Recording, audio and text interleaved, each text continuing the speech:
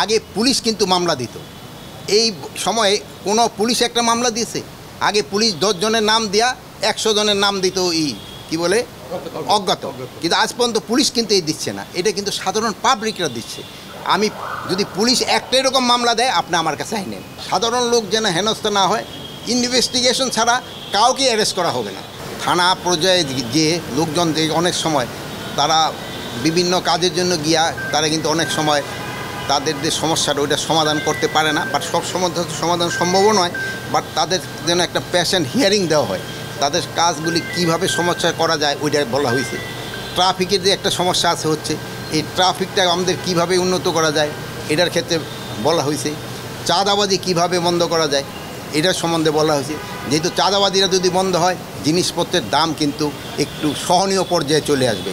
এই চাঁদাবাজি যেন না হয়, প্লাসে যে ঘুষ এবং দুর্নীতি যে পুরা আমাদের সমাজটাকেই গ্রাস করে নিচ্ছে, এটারে কিভাবে বন্ধ করা যায় এইগুলি সম্বন্ধে তাদের সাথে আলোচনা হয়েছে। বাট মেইনলি আলোচনা হয়েছে তাদের যে পুরানো ফর্মে যেন পুলিশ যত তাড়াতাড়ি ফিরে যেতে পারে, তারা যেন জনবান্ধব পুলিশ হতে পারে। এইটির জন্য জনগণের একটা আশা তারা যেন জনবান্ধব পুলিশ হতে পারে। আর আমারও একটা আশা এবং আপনাদেরও মনে হয় সবাই আশা একটা জনবান্ধব পুলিশের জন্য। 250-টিরও বেশি ডিজাইন অপশন নিয়ে ওয়ালটন স্মার্ট ফ্রিজ, বোঝে আপনার প্রয়োজন। আপনাকে আমি একটা অনুরোধ করব, আগে পুলিশ কিন্তু মামলা দিত।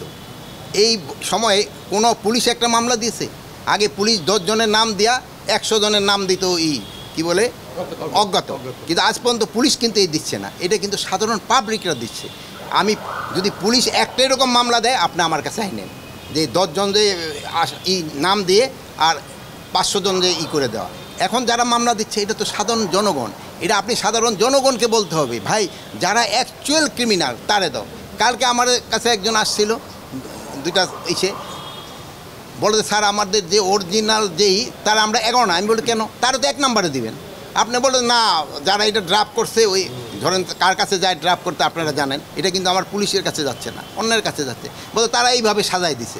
তা আপনাদের কাছে আমার অনুরোধ, শুধু যারা দোষী তাদেরই নাম দেন, অন্য কারোর নাম দেন না। অন্য কাছে নাম দিলে এটা করতে তদন্ত করতে সময়ও বেশি যাচ্ছে এবং অনেক সময় নিরীহ লোকও যেন হেনস্থা না হয় এই দিকে খেয়াল রাখতে। এই জন্য আমরা কিন্তু একটা মিডিয়াও বলে দিছি, প্লাস আপনাদের আমরা পেপারে দিয়েছি, বলছি যে সাধারণ লোক যেন হেনস্থা না হয়।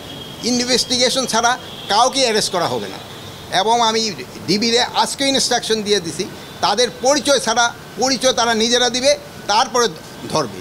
এখানে আমার ধরার কথা শুধু ক্রিমিনালদের, আমি সাধারণ মানুষকে তো ধরার জন্য বলবো না, ক্রিমিনালদের ধরার জন্য। সাধারণ পাবলিকের যেটা কমফোর্ট হয় এটার দিকে আমাদের পুলিশ চেষ্টা করবে।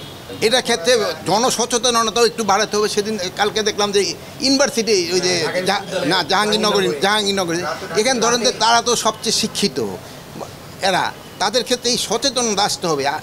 মানে হয় একজন অন্যায় করলে তারা আইনের হাতে সোপর্দ করেন, কিন্তু এই আইন তো আপনার হাতে তুলে নেওয়ার কারো কিন্তু অধিকার নেই, আইনের হাতে তাকে সোপর্দ করতে হবে। এটার ক্ষেত্রে আপনারাও একটু আমাদের সাথে কাজ করতে পারেন, জনসচেতনতা বৃদ্ধি করতে হবে, যেটা ইনোসেন্ট লোক যেন কোনো অবস্থায় কোনো হেনস্থা না হয়।